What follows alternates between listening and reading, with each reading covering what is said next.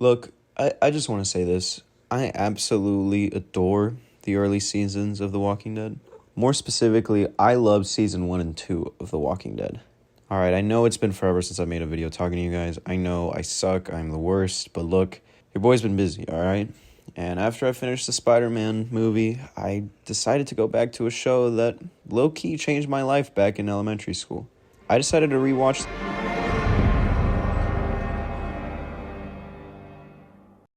In this video, I'm going to be mainly focusing on the first 2 seasons. Frank Darabont, director of wonderful movies like The Mist, Shawshank Redemption, fought for this show to make it to TV, and even went to HBO and other networks until AMC finally picked it up for 6 episodes. Now, at the time, the zombie subculture wasn't anywhere near as big as it is today, and a lot of what The Walking Dead is due to Darabont and his efforts.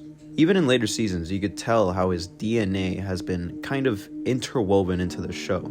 Every episode since his firing has been trying to recapture the magic of season 1. But to me, it just felt like an assassination. It just felt like...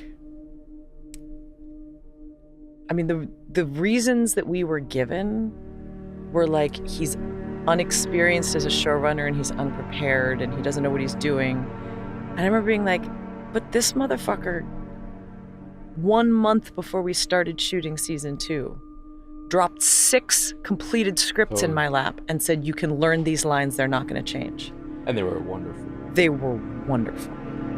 And this is probably a controversial thing to say. You cannot beat his writing. You can't. And there are some really good people who've been writing on that show since, and I got a lot of love and respect for them. Nobody writes like Frank Darabont. It's a whole different level. And I remember walking up to Kirkman and saying to him, if you don't think we know the difference between a script written by Frank Darabont and anybody else, you're out of your mind. And I looked in his eyes and I thought, I'm going to get written off the show. Don't get me wrong, I love how Shane ended up dying in season 2. But the fact that Frank was supposed to direct that episode genuinely breaks my heart. Nobody captures the same vulnerability in humans that Frank Darabont does. I will give a lot of credit to Greg Nicotero, who started off as a makeup designer on the show back when Frank was still around, and kind of took over some of the directing once he stepped away.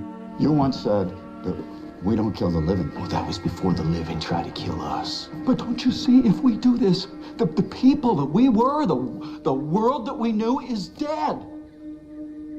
And this new world is ugly. It's harsh. It's a survival of the fittest. And that's a world I don't want to live in. And I don't believe that any of you do. I can't. Please. Let's just do what's right. He's gotten a lot of flack from YouTubers like Bobby Burns for the lack of subtlety, and I mean, I can see what he means. But I think the episodes that he's directed have been some of the best episodes since season 1 and 2. Like the season 7 premiere, or some of the best episodes in season 8, and a lot of season 5. I genuinely think he's great at times. Like I said earlier, season 1 started with just 6 episodes, and I personally believe if the show kept it at 6 episodes, maybe even 10 per season, that it would have benefited in the long run, and the brand wouldn't be as tarnished as it is today. Of course, The Walking Dead still has a following, but it's nowhere near the same as another AMC hit show like Breaking Bad, which knew when to end and has had an even bigger cultural impact thanks to streaming. I feel like if the show kept its pacing a little tighter and kept Frank Darabont, it would have been possibly a great rival to Breaking Bad in cultural relevance. And, well, more importantly, it would have rivaled it in quality a lot more. Each episode feels almost like a short movie. You could rewatch a lot of these first episodes individually and still get a great story. This does lead to some side characters only getting character development in the episodes they die, like Amy, but it's understandable when you remember that Darabont knew not everyone would start with the first episode. Since a lot of people accidentally stumble upon shows when surfing through channels, I feel like it makes sense to make each episode of a brand new show stand on its own. This is due to some great show running on Frank Darabont's part. And even though he left the production of season 2, Darabont was still involved with the first 6 episodes, and you can definitely tell when it's his writing. I could use a little something to help keep us going. some kind of acknowledgement, some indication I'm doing the right thing. You don't know how hard that is to know.